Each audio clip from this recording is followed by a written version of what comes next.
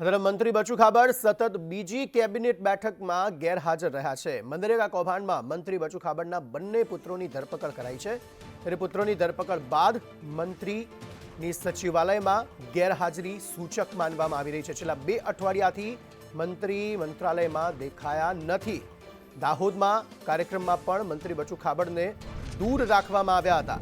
મનરેગા કૌભાંડમાં તેમના બંને દીકરાઓના નામ સામે આવતા હવે અનેક તર્ક વિતર્ક તેમની ગેરહાજરીના કારણે સર્જાઈ રહ્યા છે। હિરેન રાવલ વધુ માહિતી આપી રહ્યા છે। જી હિરેન।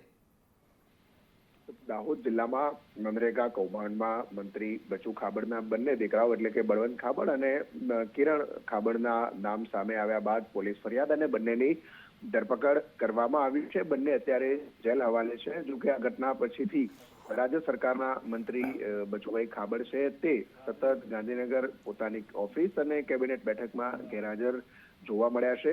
ગત કેબિનેટ બેઠકમાં પણ તેઓ હાજર નહોતા। આજે કેબિનેટ બેઠકમાં પણ હાજર નથી। આ ઉપરાંત દાહોદ ખાતે જે પ્રધાનમંત્રી નરેન્દ્ર મોદીનો કાર્યક્રમ હતો એ કાર્યક્રમમાં પણ એમની ગેરહાજરી હતી।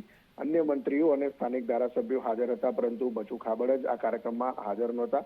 આજે પણ તમામ કાર્યક્રમો પૂર્ણ થઈ ચૂક્યા હોવાના છતાં કેબિનેટ બેઠકમાં તેઓ હાજર નથી। બંને સંતાનોના આ કરતૂતોના કારણે મંત્રી કદાચ બચતા ફરતા હોય તેવી સ્થિતિ અત્યારે દેખાઈ રહી છે।